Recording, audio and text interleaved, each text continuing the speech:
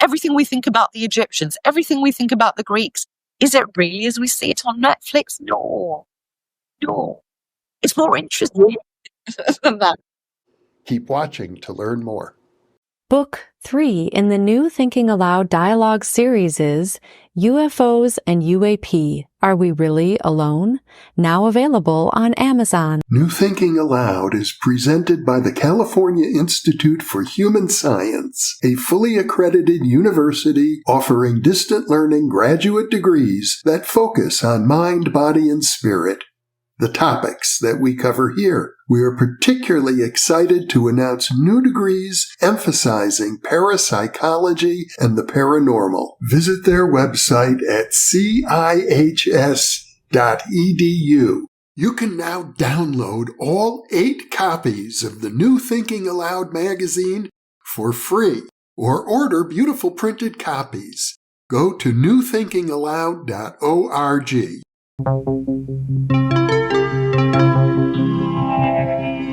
Thinking Aloud. Conversations on the leading edge of knowledge and discovery with psychologist Jeffrey Mishlove.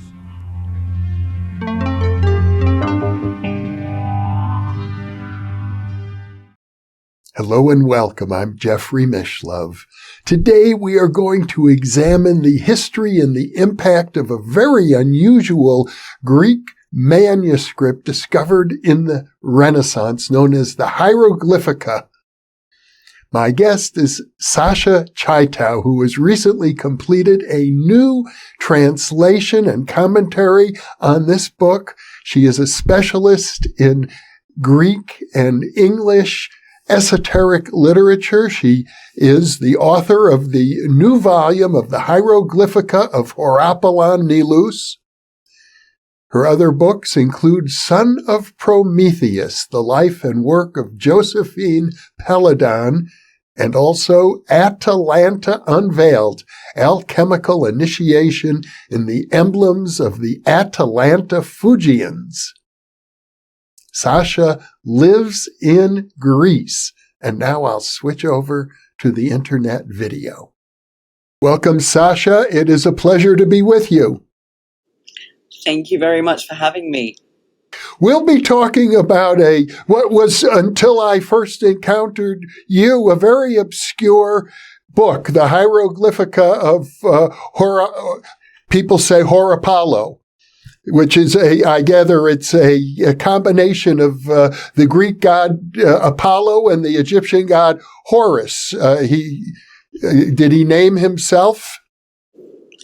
It was very common. He lived in the 5th century in Alexandria in Egypt, which was very much a fusion of Hellenic and Egyptian culture, and it was very common to have names that fused gods from both the cultures at that time. Well, largely, I think our conversation is going to focus on the culture of 5th century Alexandria. It was a very dynamic place and a very dynamic time.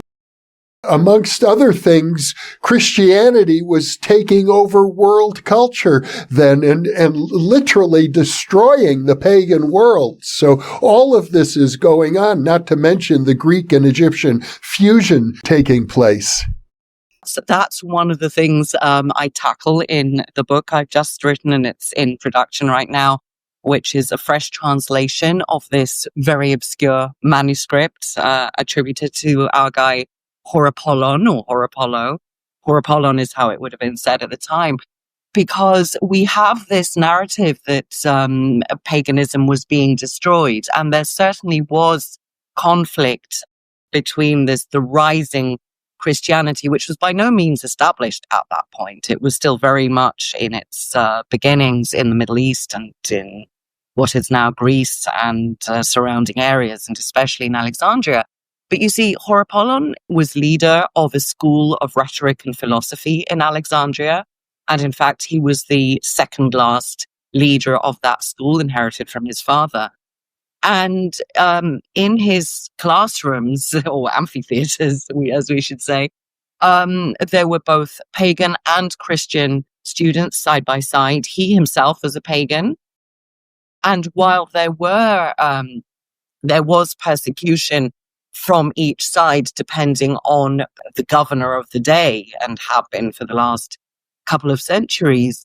In actual fact, it's still a period when there's a lot of exchange and a lot of debate and a lot of civilized debate between the sort of pagan philosophers of the day, to which Horapollon belongs, and the early Christian thinkers who are still using a lot of the pagan perspectives and rituals, which in fact were later preserved in the early Christian church. So it's not as clear cut as we kind of often make out. And I understand from your book that Horapollon converted to Christianity near the end of his life. He converted, although, as I say, initially his school was very much a place of exchange and discussion between the sides. There, towards the end of his life, not towards the end of his life, he was probably in his 30s. One of his colleagues actually betrayed him to the Christian Roman governor, and because he'd been promised that he could take over the school, you see. So there was something, he had stakes in it, and Horapollon was briefly imprisoned, along with his father and uncle, who were great, or his uncle rather, who were great pagan thinkers of the day. And he converted to Christianity a little bit later after he'd lost the school. But there's a bit of a mystery surrounding that, because once again, the political leadership had changed, and it's not clear whether he felt beaten by the whole situation he had lost an awful lot, or whether it was just easier to move in that world if one did so. So there's no sense that he was actually particularly convinced about that conversion. Apparently, we know quite a bit about the life of this individual, even though we're talking more than 1,500 years ago. We know, we have fragments that we piece together because they were recorded by a couple of his students. And one of those students was Damascius, and Damascius was the last leader of the school of Athens, the Platonic school of Athens. And he had gone to study rhetoric at Horapollon's school in Alexandria, which is what one did. So he had come from Syria, and people would come from all over the Middle East to study at the Alexandrian great centers of learning. And then they would often make their way to Athens and get further training there. And Damascius wrote the story of his master, Isidore, or Isidoros, to pronounce it properly. And in it, he records a lot of the events surrounding, first of all, the atmosphere at Horapollon's school. So, and this is kind of important, I think, for people to, I think it's interesting. It's not me saying that the atmosphere between pagans and Christians of the day, it's not my interpretation. It's not a sort of academic twist on things. We have the evidence. It's written down by people who lived at that time, who saw it live and was sitting in those amphitheaters. So Damascius and another student, Zacharias, who was Christian and went on to become quite influential, well, they both did, in their own ways. They both wrote biographies of others, and in it we have first-hand accounts of what went on. And at Damascus, after the school was taken over, basically went off to Athens, and he eventually became leader of the Athens school. And that's how we know what we do about Horapollon and his family, his father and his uncle, each of whom were extremely active in trying to put together, and Damascus is kind of the last who does the most of this, trying to create a kind of Platonic orthodoxy, so a sort of religion with which to counter Christianity, to sort of bring the full force of pagan thought as a bastion, as it were, against the new religion. And that's how we know a lot of the activities and interests and the pagan rituals that went on in secret or sometimes semi-publicly at the school, how we know that Horapollon's position was very staunchly pagan, and he was able to convert a good many Christians back to paganism in his day. And it's one of the things that he was persecuted for, really. Well, this is a fascinating period of time, but I guess we also need to jump forward to the Renaissance, because that's when the manuscript actually was discovered. It was pretty much unknown for nearly 1,000 years. It was totally unknown, and the story of how we get the Hieroglyphica and the story of what we have said, written, thought, and done about it is honestly quite incredible. So it was discovered in 1419 on a tiny Greek island in Andros by a monk from Florence. And as was the case in those days, he took it home. Either he bought a copy or he bought what he found. At this point, Greece isn't quite under Ottoman rule yet, but a lot of parts of it are. And so there's a lot of movement going on, and there's a lot of Western interest in ancient manuscripts.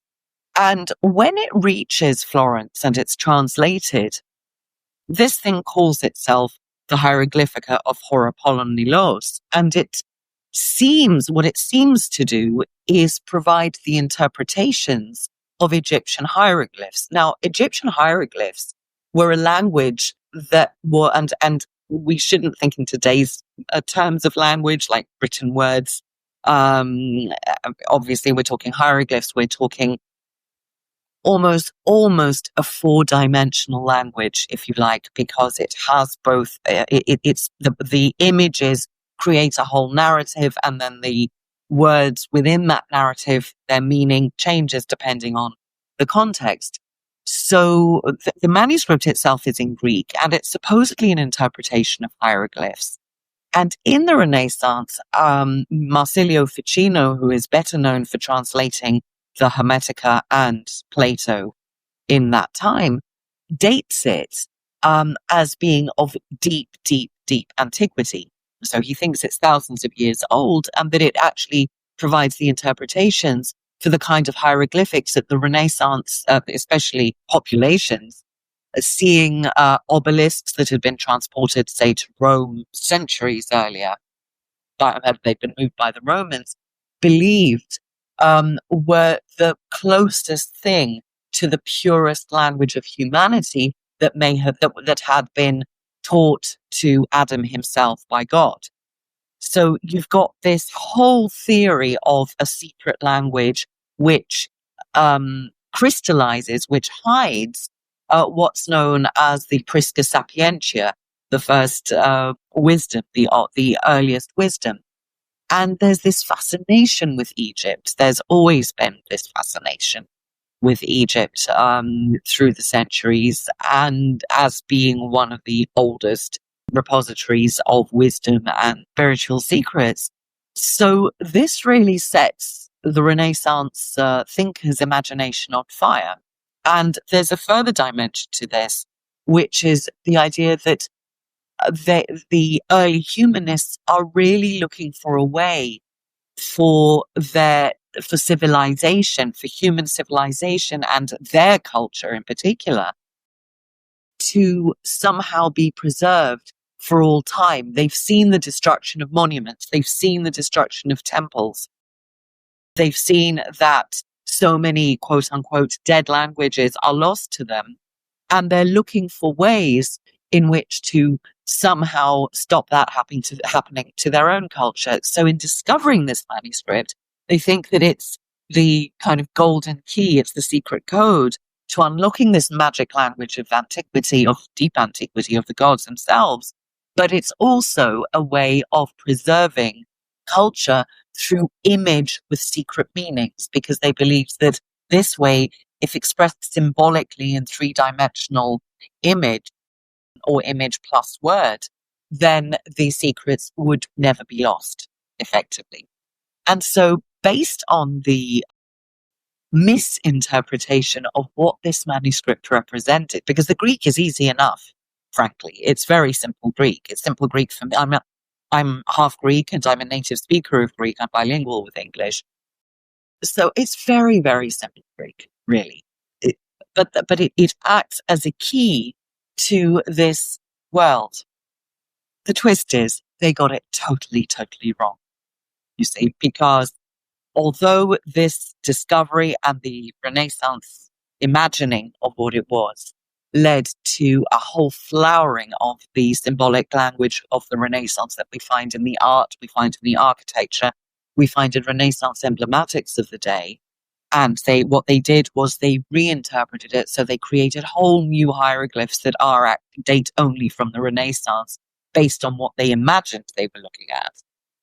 They basically created a whole new picture language of their very own. The actual twist is this manuscript dates at the earliest from Horapollon's lifetime and maybe even a touch later. Part of what I've uncovered in the book, because it's been some pretty heavy research. There's a lot of heavy research behind it that I've done. When Champollion in the 1820s actually did decipher Egyptian hieroglyphs correctly using the Rosetta Stone, it was discovered that in fact the Hieroglyphica doesn't do anything of the sort, or not to the degree that they thought in the Renaissance. And at that point, scholars of the 19th century basically waved it away as a whole lot of nonsense and a worthless piece of rag.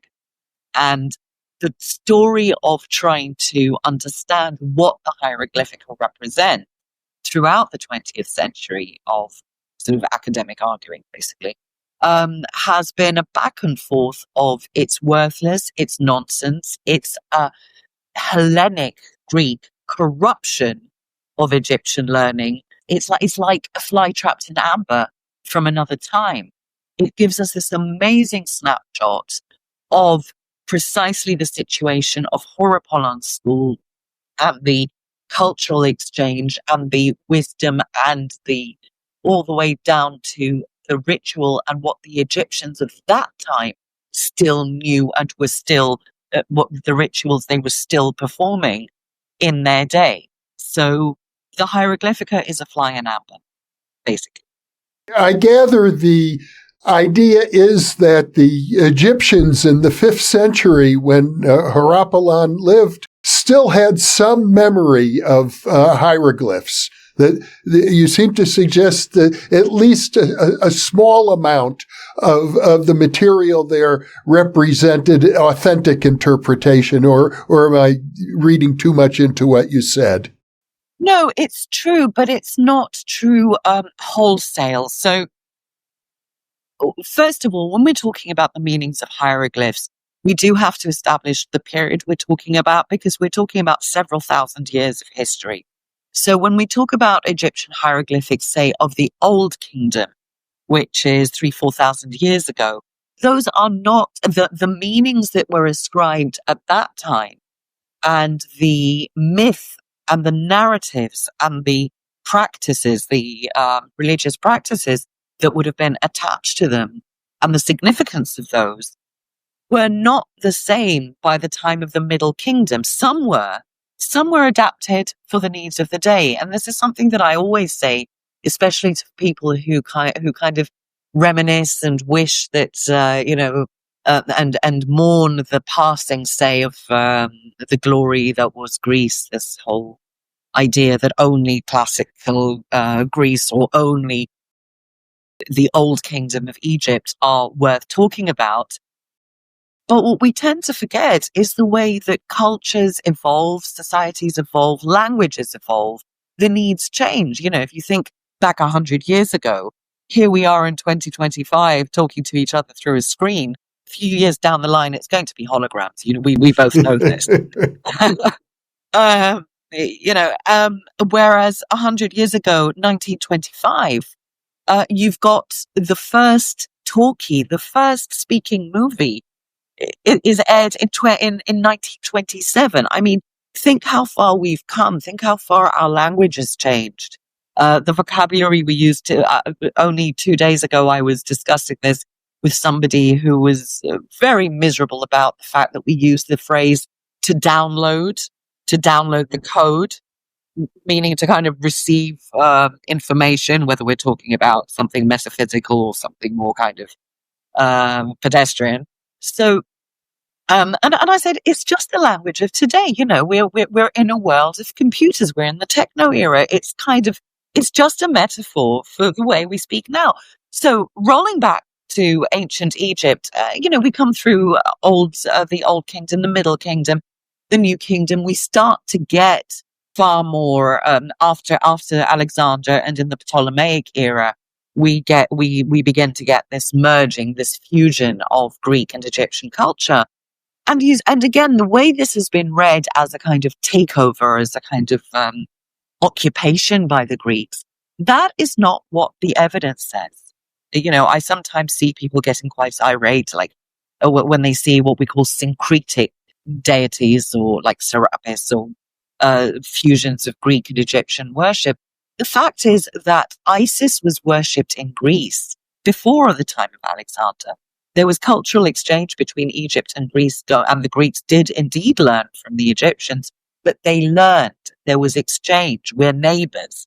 We're next to each other. I say we because I'm in Greece. So Egypt's just over there for us, you see. It's like kind of two neighboring states in the US. And you are going to get cross-cultural fusions. By the time we get to what's called the Hellenistic era, from after the time of Alexander and the next couple of 100 years, and then also once the Romans come into the mix and they bring their own unique take on things, the languages of the Old Kingdom, yes, to a large extent, had been lost. Hieroglyphics had been repurposed. The language had evolved. Rituals had changed in an evolutionary trajectory, as I say, to make sense of the people, to the people of the day.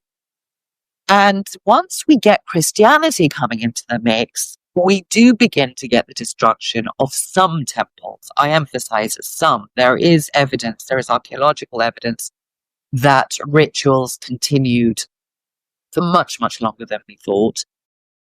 But then we get Demotic and Coptic Egyptian, which is basically the Egyptian language written in Greek script. And that changes the game entirely, because it's not a pictorial language anymore. And some very learned Egyptians who perhaps had contact with the priesthood, which was also disbanded, and you had wandering Egyptian priests basically forming small groups and trying to teach what they knew in a completely different context once the temples had been disbanded. But the learning wasn't lost. What changed was the way that it was transmitted, who it was transmitted to, and then what was done with it when it reached people who perhaps did not have the training and were no longer in the formal temple setting. So they began to basically riff on what they received. And that's kind of what Horapollon's father tries to gather in one space, in one book, to record what is known and how much is remembered in his day. And that's the atmosphere in which Horapollon then is teaching whatever he's teaching. And one of the elements of that is this interpretation and use of hieroglyphs, which has come a very long way from the quote-unquote original, but it still has value because it still represents a snapshot of that day. The 5th century in Alexandria, jumping back in time once again, was a place of enormous fusion. You had the Hermetic tradition, which it does go back to earlier societies in Egypt. You have the Neoplatonists, you have the Gnostics. So I imagine that it's a center for world mysticism. Well, Middle Eastern mysticism, let's say, because of course off in India you've got people doing their own thing. You've got a totally different set of traditions with very deep roots of their own. And there is knowledge of India, say, in Egypt, but the degree of contact we don't have enough evidence. We don't have any evidence, actually. And so when we have tiny little drops of similarities, but that's kind of where it ends. So it's basically the center of Middle Eastern or Mediterranean, better, mysticism and spirituality, or if you like. And the key to this is understanding Neoplatonism and what it was, and that it wasn't a monolithic something, but it's an evolution of Platonic thought with a very large religious dimension, which again has been dismissed for decades by scholars as somehow lesser than quote unquote pure classical Platonism, which is nonsense. But I know one of the points that you stress in your book is that the exchange between these different groups was generally a mutual. It was never one group dominating the other. They argued with each other all the time, but at the same time, they borrowed from each other. Within that particular context, yes. Eventually, of course, Christianity does become predominant. And the reason it predominates is basically political authority. But it's so much messier than that. They do borrow from each other all the time. And in the great debates on theology and on, well, your gods can't be real because this and this philosophical point, and but no, your God can't be real because that and that philosophical point, but without wanting to go too deep. And so you get these very nuanced theological discussions. And what you find is that the early Christian thinkers are actively using Neoplatonic philosophy. And there is absolute proof for this. And it's a project that I'm working on currently. I'm putting out some free articles on this, but will eventually aim for a book eventually, is the degree to which the early Christian thinkers and influencers of the day, they used a form of allegory that was very strongly used by the Neoplatonists to explain myth and to basically absorb and integrate it, because there was no other way that they could get through to pagans that, look, we're talking about gods. Okay, now whether you call it this or you call it Father Zeus or you call it God, plain and simple, it still follows the effectively Neoplatonist conception that everything leads to the ineffable one. And in the Neoplatonist conception, that then splits into a trinity, which is intelligible by humanity. So you find the very structure of Christianity sitting on a fully Neoplatonic base. And then from there, different parts are modified or adapted. And what has become very, very clear, and some of this is in the book, a lot of it I'm now doing deep work on because it needs to be a separate project. What becomes very, very clear is that there is less that separates than unites. But what happened was, for political dominance and for political authority, by the time we get to the 4th century and the Emperor Constantine, who is the founder of Constantinople and the Byzantine Empire, Christianity becomes a better banner to fly.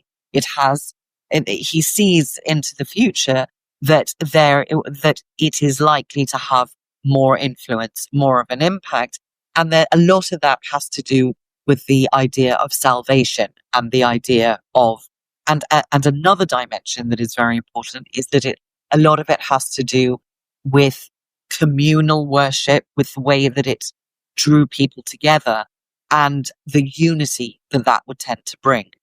Whereas you had a lot of splintered different cultures in the empire at the time. What could unite? What could pull them together? And if that unity mattered more to an emperor, and of course it did because he didn't want rebellions going on all the time, if that unity mattered more to an emperor to establish power and borders and what have you, and we're talking about an extremely fraught time when emperors are basically fighting each other, then it's better to unite them all under one banner, whatever that is. And so it's far less about religion, far more about power and politics. And and the solidity of the empire. And then to be able to get the pagan thinkers on side, it's a combination of coercion and persuasion. And when it comes to persuasion, what ends up happening is that a heck of a lot of pagan theology and ritual, because they never managed to stamp out pagan ritual, not to this day.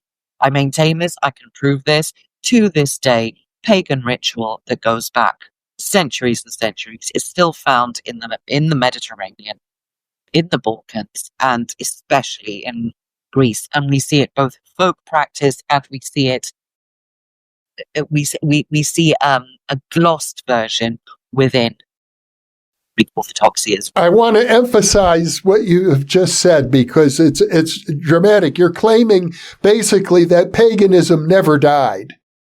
No, I didn't. And the thing is, people will counter that by saying, but of course it did. It's Christian now. And a lot of the time, people will say, well, but Greece is a Christian country. Folk, it's a label. It's a label. What do people actually do? What are people actually practicing? When you're praying to an icon which has been consecrated with incense and gestures and particular vocal harmonics, and it's been anointed with an oil that's made to a secret recipe that dates back thousands of years, and you actually believe that in that moment the icon is glowing and speaking back to you, and it is being inhabited by whoever is depicted.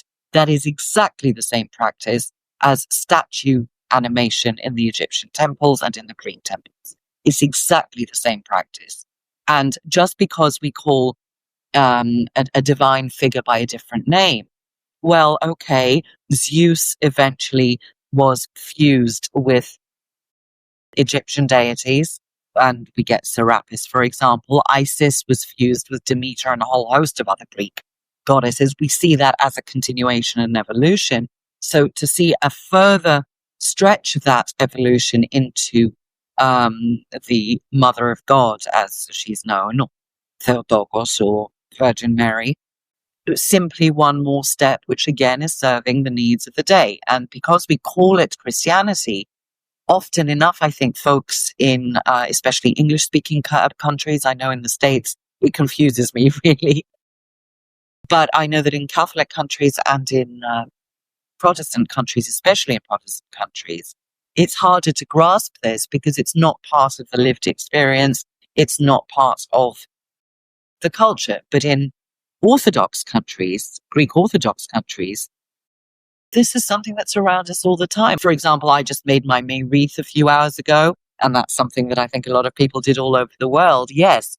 But in many homes, and in many of the homes of my neighbors, that May wreath is going to be tied up with what's known as an icon-blessed ribbon. And that icon-blessed ribbon is a ribbon that has sat in front of an icon in a church, been consecrated, been blessed, and is then taken home because it's believed to have magical powers. And this is something that is actively promoted by the clergy too. It's not just a sort of folk resistance to something. It's part of the culture. And it's incomplete if you don't do it. So, there are more connections of this sort. Paganism never died. Well, going back now to the Renaissance, you mentioned that Ficino, the great Renaissance translator, did the first translation of the Hieroglyphica, I assume from Greek probably into Latin or Italian. I don't remember if Ficino did the first translation. I think he did, but he certainly did the dating, yes. And it was from Greek into Latin. And then there were a few more Latin translations after that.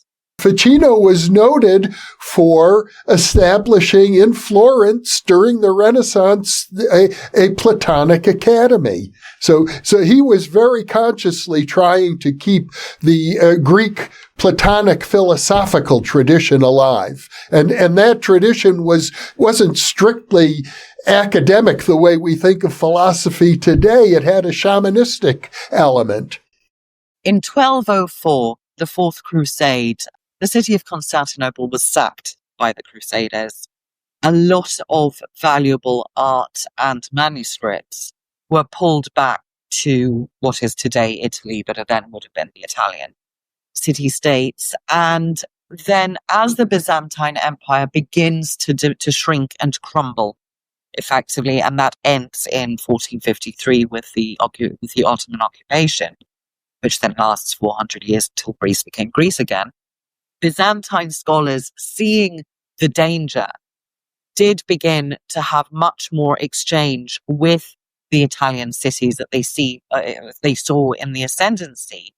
And it was the perfect time for it. They found fertile ground, and a great interest in Greek learning, which had effectively been lost to the West, but only to the West, because it had been very well preserved and continued. And I want to emphasize this. There's this impression that that there's this great loss of Greek learning until it arrives in the West via Arabic translations. That's true for the trajectory of how things arrived in the West, but you had a solid continuing tradition of Greek learning throughout the Byzantine years. The school children read Homer, learned their letters with Homer, and philosophy was very much a topic of learning and teaching in Byzantium. So all of this learning winds up or begins trickling into Florence and Venice eventually as well. And our friend Ficino, of course, his mind is blown. And within the context of the Renaissance attempt to literally regenerate the glory of classical Greece, because that's basically the narrative, they interpret what they find through their own light, through their own lens. But what we need to remember here is that what they have received from the Byzantine scholars is the product of several continuous centuries of learning and of practice, whether it's philosophical debate or alchemical practice, which was very much alive in Byzantium, or what we call Byzantium. When this arrives in a Catholic context, where the language is different and the language shapes our conceptual frameworks, priorities are different. The way that religion interacts with society is different. Of course, it's going to be received through a somewhat different lens. So really, it's important to understand that what is born in the Renaissance is something beautiful, is something amazing, but is something totally new. And that it's not the greatest way to try to understand a body of thought that belongs to a different culture and a different era, because you're getting several layers of reinterpretation and gloss right over it. You use the term diachronic throughout your book, and I gather that suggests how different ideas change over time. Well, diachronic means through time. And one of the things, some of the ways we academics look at these things is we talk about looking both at the diachronic, yes, through time, and the synchronic, which is in the moment, understanding of a given thing. So if the given thing is the Platonic world of ideas, for example, diachronically, yes, the way we will talk about it today, whether it's the two of us chatting about it, or whether it's in an academic setting, or whether it's more of a pop understanding, like a TED video, like 3-second video or 3-minute video or something. That is a testament to the diachronic, timeless nature of the weight and influence of these ideas. And basically the bare bones will always be there in one way or another. But just as we all have the same bones and bone structure and we're all basically the same physically, but we all have these differences as people that make us unique, taller, shorter, fatter, thinner. Am I allowed to say that? Different different upbringings and different backgrounds that make our take on life totally unique, the same precise uniqueness applies to cultures and to time periods. So the way things would be, if we were having this conversation 100 years ago, we would be emphasizing different things would matter to us. And the way we're having it now, different things matter to us. And so we can't interpret Plato just by looking at the Hieroglyphica by looking at the Renaissance understanding of it. Well, we can, but we need to say that's what it is, basically. Would you say when Ficino established what was thought of as a Platonic academy, but as you point out was something quite unique, did the Hieroglyphica have an impact on that moment? The Hieroglyphica had a much wider impact, not so much in relation to Ficino's academy per se, but it had an immense impact on this visual language of the Renaissance that we so admire, which is the creation of whole narratives and whole secret messages built into, let's say, the architecture, built into emblems that look very peculiar and or whole engravings, whole scenes, miniature scenes, which have many layers and need to be read as if you're reading a text. So it's a visual code almost, if you like. It becomes one of the products of the reading, the reception of the Hieroglyphica in the Renaissance.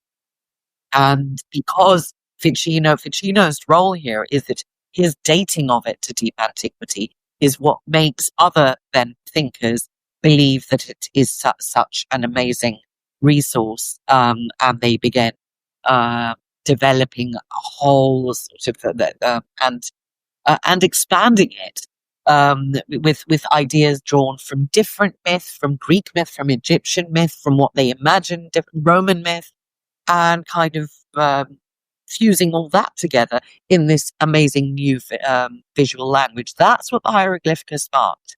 And so when we look at Renaissance paintings, and especially when we read, oh, this is an allegory of such and such, or this emblem has symbolism on XYZ levels, what we're seeing is just some of the reverberation, some of the echoes of what the Hieroglyphica sparked. Which, as you point out, is interesting because the Hieroglyphica mostly, probably 98, 99%, misinterpreted the Egyptian hieroglyphs. Maybe a little less. Some of the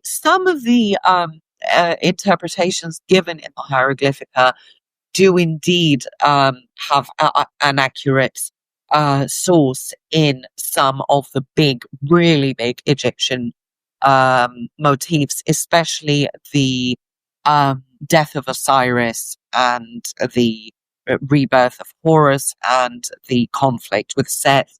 Those motifs we find again and again, and some of the actual symbols that are described are correct. And we know this thanks to some very diligent scholarship from the 1940s by an Italian scholar, which is not accessible, unfortunately, unless you have the languages, but by Francesco Sbordone. The only problem, so what he's done, which I didn't need to do, thankfully, because I'm not an Egyptologist, is he actually took interpretation by interpretation and went digging to see, is this in any way related to the original Egyptian meanings or not? And so we have his work that establishes which ones are and which ones aren't. But the problem with Sbordone is that he dismisses all the rest of the manuscript as being Greek corruptions and abuses of knowledge, which kind of isn't fair because it's the product of a time when this knowledge had actually been lost.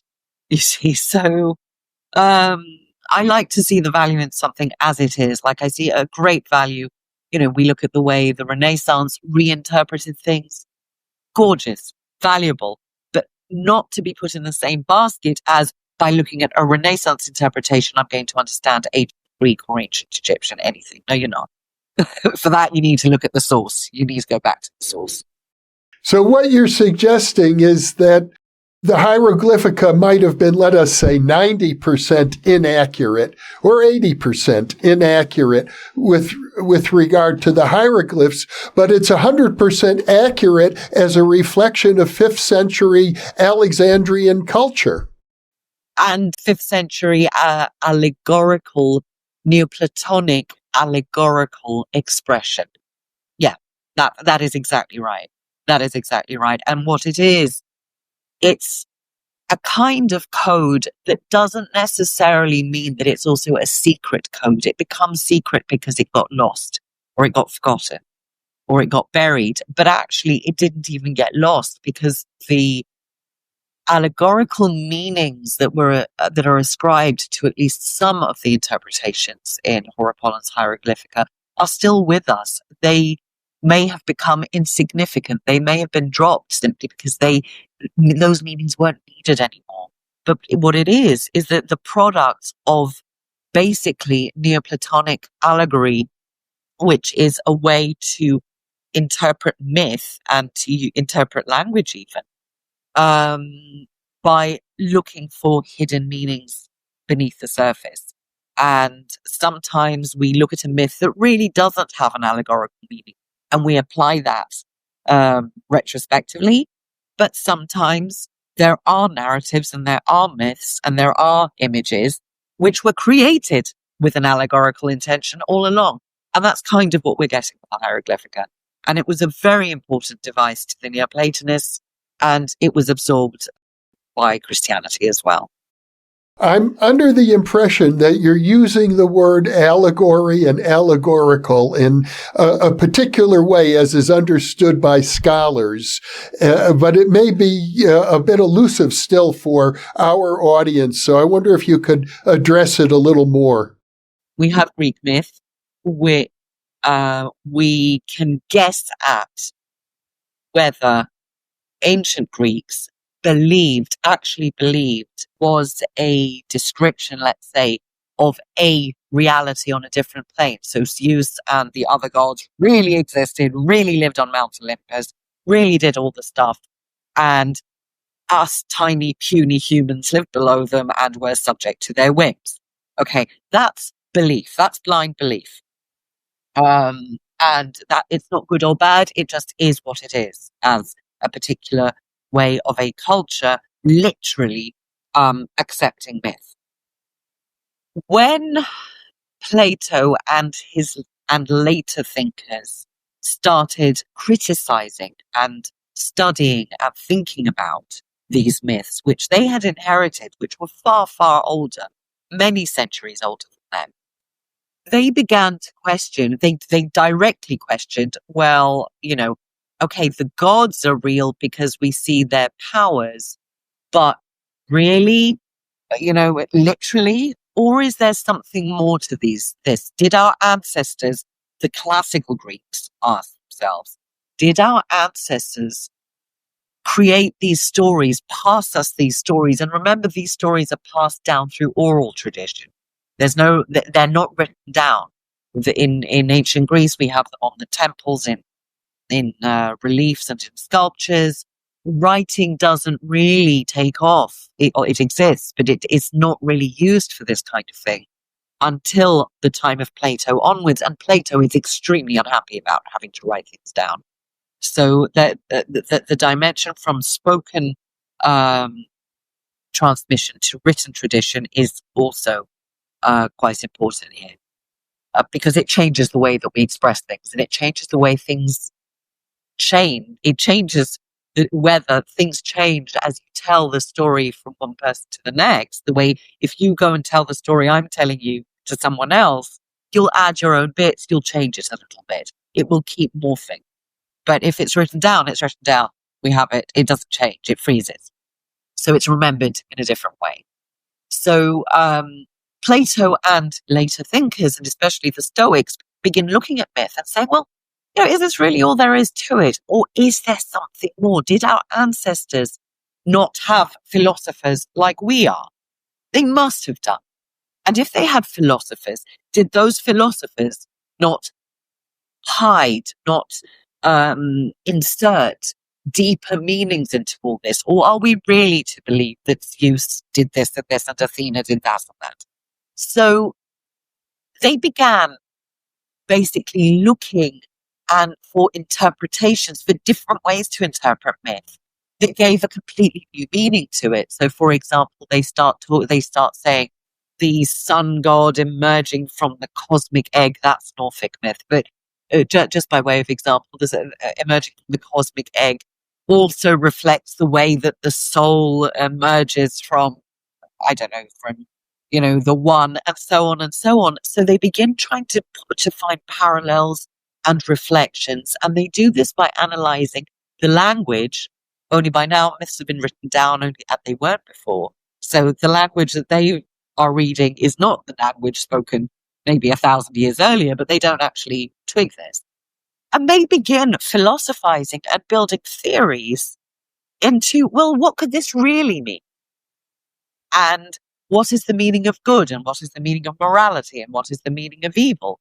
And is it valuable to look at it in this way? Or are we actually damaging it? And should the common people be brought in on this idea that there's actually more to the myth? Or should we, for the sake of peace and quiet, let people who don't have the, say, philosophical education just get on with it and keep on with their rituals and their worship as they usually do? And so that's the literal interpretation. But then we have the philosophical interpretation, which begins seeing layers upon layers upon layers of deeper meaning in the myth. And in every time period, you're going to get a whole new interpretation. So the way the Stoics of the of middle, say, or late antiquity already interpret it is going to be completely different from the way it's interpreted by us, by the Renaissance people, because it's going to be impacted by the way we think right now. And that's the nature of allegory. Or and in the Renaissance, this becomes a whole game where great nobles would gift each other, say, gorgeous, complex Renaissance paintings with a whole load of hidden meanings, and it was intended as a compliment, because the more complex the hidden meanings built into a painting, it meant that you thought very highly of the other person because you thought they had the learning and the intellect to decode it. I guess I should mention, for benefit of our viewers, that you are a specialist in iconography and emblems, and you're also a visual artist yourself, having exhibited your artwork in many countries. This is true. Yes, thank you. art is how I came to all this. I mean, but people will sometimes say, "Oh, you're being academic again." I don't realize it, because really I'm just an artist, or I started out as an artist.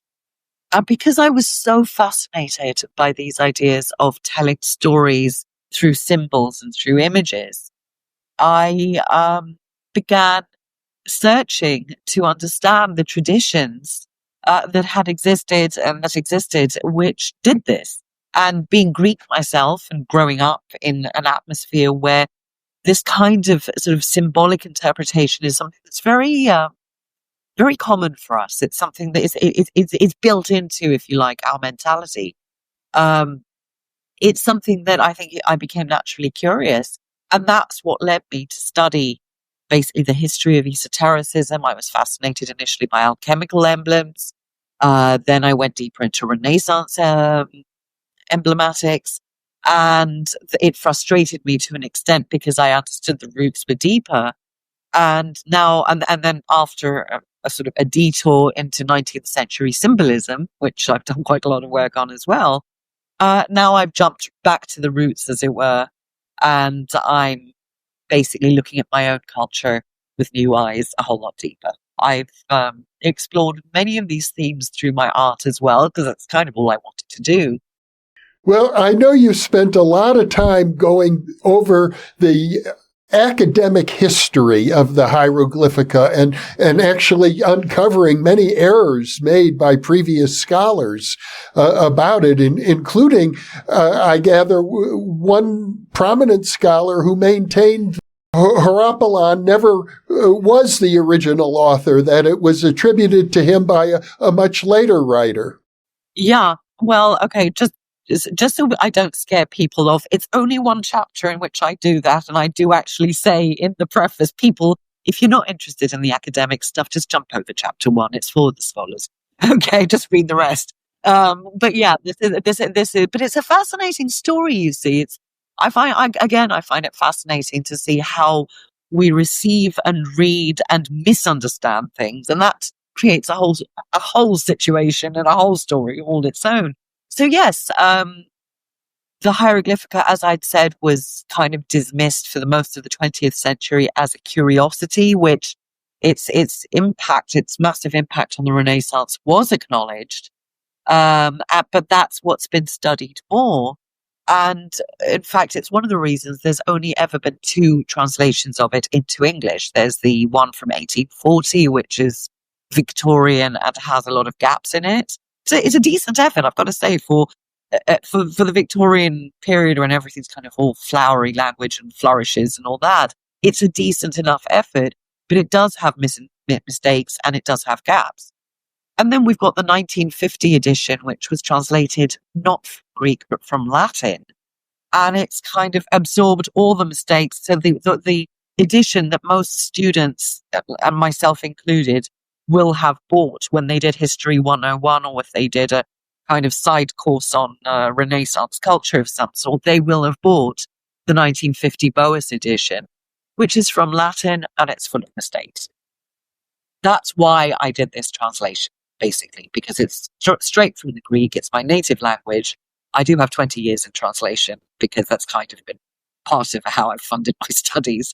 So in terms of having an accurate text, first of all, that's what it is. Now, this matters because the situation you mentioned a few years ago, a very important, very, very important French center of research convened some absolute experts in their field on various aspects attached to the Hieroglyphica.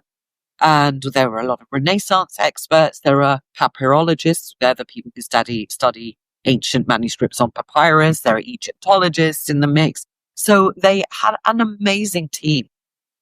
But there's a couple of them who came to these conclusions, which I initially read and thought, okay, well, you're a big shot scholar. You must be right.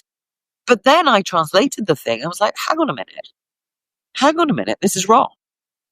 And there's 2 points, and one that I have overturned on the basis of retranslating this. And one of them is the idea that it's the Hieroglyphica is a much, much later forgery created by the Byzantines for no apparent reason, because there is nothing in the history at all to suggest that any of the Byzantine thinkers occupied with perhaps philosophy or these other topics would have had any motivation to do something like this at all.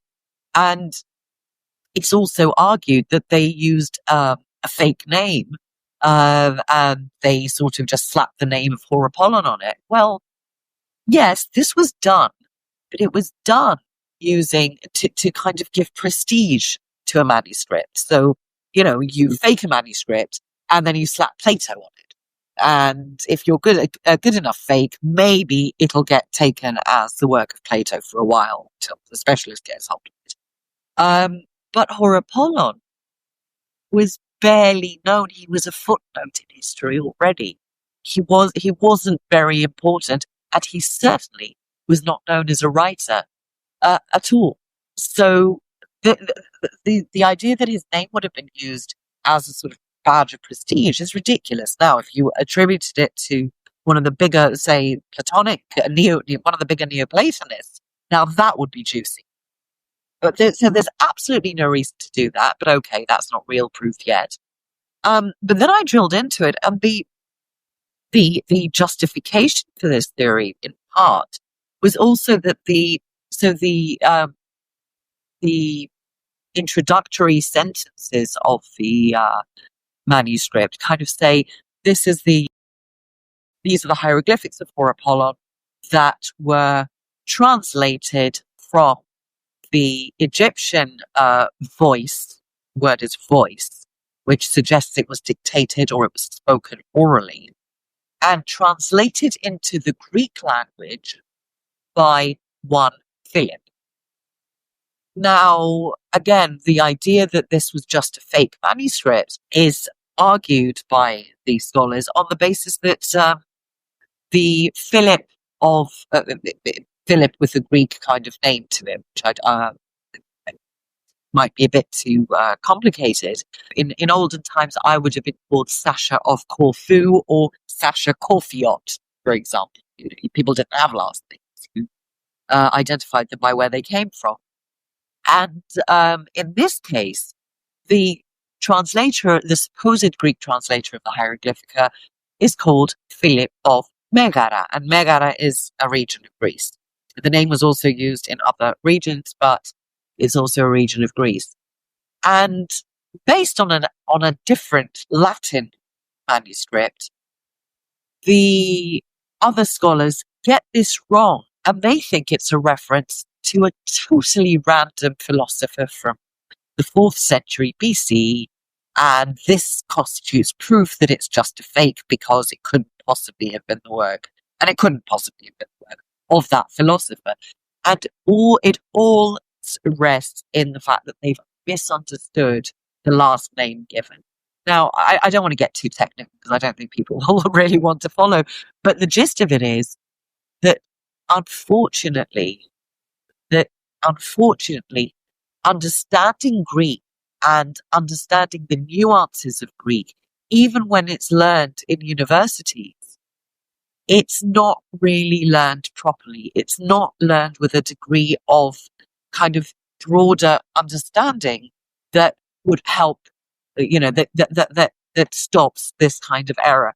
And really, the only advantage I had in this situation was the very fact that, because, I'll admit it on record, I missed it too until I took a break from writing and I went and had a chat with my partner, who is not an expert in matters. And he says, hang on a minute, Megara doesn't, Megarefs, which is the ending, it doesn't mean, it means that the guy's from Megara. It doesn't mean whatever. And he's the one who turned me on to it. And I said, but that's insignificant. And actually, no, it isn't. It's incredible. It's the key to realizing that it actually, the French scholars' argument is totally wrong. And the reason it's totally wrong is because they didn't pay attention to details like this. And there's a whole host of other details I've kind of uncovered where the use of the language and the translation has been on. And I think what I end up saying is, well, would it be so bad if finally you talk to Greek scholars and realize that Greek is a language that has been spoken, is still being spoken, and Greek has evolved, but it doesn't mean we don't still understand its older version. Version in the Hieroglyphica is pretty much the same as Church Greek, which we're all familiar with anyway. More importance, I suppose, is the content itself of the manuscript is an authentic reflection of 5th century Alexandrian fusion. So that's exactly right. That's it. Like I said, it's a flying amber, which opens for us all sorts of things because it shows us, it probably wasn't intended as a manuscript anyway. I think it's class notes, frankly. I think it's probably the work of a student. Maybe this Philip is the student of Horapollon. There is evidence to suggest that this was spoken orally, maybe class notes, maybe dictation. It's incomplete. And then there's a whole other section which Philip says is his own work that he's kind of gathered from elsewhere. And what it gives us is this very unique insight into how the meanings or interpretations of the hieroglyphs had changed, how they were being used to express various things. Some of the practices, the ritual practices, still in force at this time, and how Neoplatonists thought already to be dying, and it wasn't dying. It wasn't dying at all. Is kind of what's the word I'm looking for? Has it is the architecture, is the underlying structure of the way these people thought and expressed themselves. And that gives us enormous insight into the way they learned, into the rhetoric, into the philosophy, and the beliefs of the day. And we do have a fusion of Hermetic thought in there as well. We do have a smattering of alchemical connections as well, which were claimed in the Renaissance on the wrong basis, but actually they were there after all. And these are some of this is completely new discoveries I've been able to make during sort of my research for this book. Would you say there are any gems of spiritual wisdom to be found in the manuscript? I don't think there's anything we haven't heard before, because what we see, especially in the initial entries, if you like, to the Hieroglyphica, is built on a framework that is largely Hermetic, with a Neoplatonist sort of input as well. Is this something new? No, it's not. All it does is confirm that these ideas were fused in this particular time and place. But what I think is more amazing, almost, and this has to do with cosmology. It has to do with the structure of the universe, the structure of the very structure of creation, the idea of Aeon as sort of the deity encompassing the cosmos. So there isn't Gnostic content as such, but there are keywords which kind of echo it, which again are showing you how much these ideas began to be fused at this time. And I think that's one of the most valuable things to show us that paganism in the 5th century was not dead. And this is perhaps one of the many rescue attempts made, and it gives us unique insights into how they were made. And there are more, but not in relation to this particular manuscript. Pearls of particular wisdom. What I read as a pearl of wisdom is this amazingly clever effort to take, pagan thought and turn it into allegory so that it won't get censored. I think it's an amazingly clever thing to claim that the gods were actually historical figures. This is known as chimerism, after a philosopher called Euhemerus. And to say, oh, actually, they were historical figures, so we don't need to censor this either. And these are some of the devices that we find also in the manuscript itself, but also in the broader period. And these were some of the ways that we then get all sorts of pagan ideas reinventing themselves and basically staying afloat. Well, Sasha Chaitow, this has been a fascinating conversation. It has opened my mind to considering how important it is to look at the details and to perceive the nuances, because I think we do have a tendency to project onto past stages what we imagine that they were like, without looking carefully at the evidence that has accumulated as to how they actually felt and what they were actually going through. So you've done an important job of revealing this for your readers and for the New Thinking Aloud audience. Well, I'm glad. Thank you. And I mean, if I may, just because it came up today, there's this here in Corfu. So here in Corfu, which is an island to the northwest in Greece, where I live, we have one of the oldest and the biggest Doric temples. Doric is a particular Greek style, and its pediment, so it's the great triangular kind of front bit, features a huge, and I mean, when I say huge, you have to see it in person. It's gigantic figure of the Gorgon Medusa. And this dates from around 600 BCE. It's in the museum here. If people come and visit, then they should go see it, basically. But that's not why I'm bringing this up. Now, I'm sure many of you listeners will be familiar with Medusa, with the myth of Medusa. And she has been used in recent years, especially by scholars and by anybody interested in myth, really, as a kind of feminist banner. And there's been a lot of talk about how she's a victim of the patriarchy, and how she was raped and she was destroyed by Athena and Perseus and so on. Well, see, it's not true. That's complete nonsense. And it's complete nonsense because the version of the myth that people are referring to is Roman. It's Ovid's rewriting of the myth.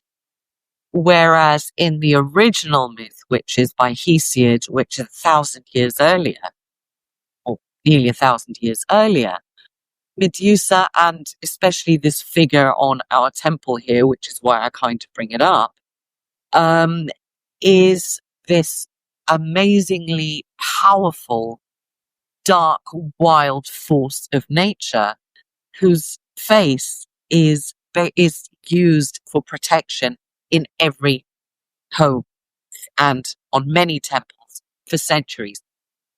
I won't go into it. We have the archaeological evidence. There's all sorts of evidence for the character of this figure in the original myth. Now, fast forward to today, when she's being held up as this victim and kind of revenge figure, and let's reclaim Medusa's power. I'm like, guys, and the Greeks were all this and that. Like, guys, that was the Romans. Sorry, that was the Romans. And, I hate seeing her being portrayed as a victim, because quite the opposite. Not only is she both loved and revered, but there's, again, ways I can prove that through time, most of us still wear one of her symbols for protection to this day. You don't do that with a victim. So, I just want people to kind of get a sense that, this isn't even academic. It's just basically, doing a double check. Where did this really come from again? Everything we think about the Egyptians, everything we think about the Greeks, is it really as we see it on Netflix? No. It's more interesting than that. No, here in North America, we have a tendency to lump the Greeks and the Romans together. They all wear togas. Yeah, no, but the Romans were Italian. They're fine, and they have their own. Politically, their political structure and their architecture perhaps became the way the Greeks as a civilization survived. Actually, we owe them that. Let's give them that, big time. Give them that. But you're talking centuries later. You're talking a culture that values different things when you're talking about the Romans. And we're talking a culture that found Greek civilization so amazing they adopted it, but they changed bits that made sense to them. I'm not going to put it in terms of, they distorted our culture. They fulfilled the needs of the day. But when in North America you're looking at it, and you're looking at us, guys, we're a living culture. Hello, we're real people. And this is our heritage. And we're not Romans. We've got influences from Rome. But why not ask a Greek?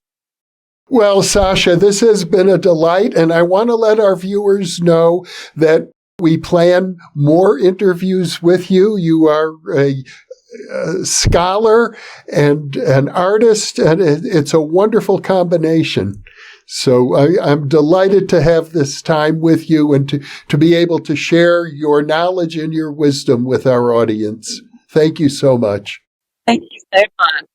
And for those of you watching or listening, thank you for being with us, because you are the reason that we are here.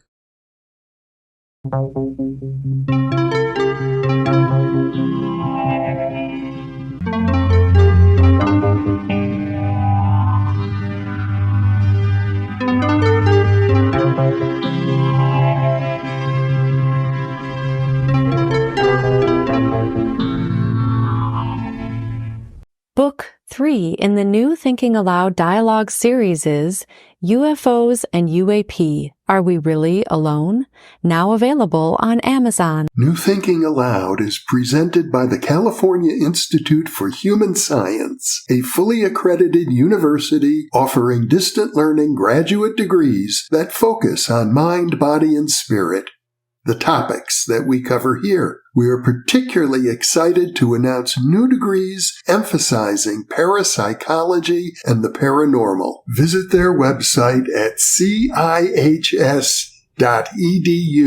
You can now download all 8 copies of the New Thinking Aloud magazine for free, or order beautiful printed copies. Go to newthinkingaloud.org.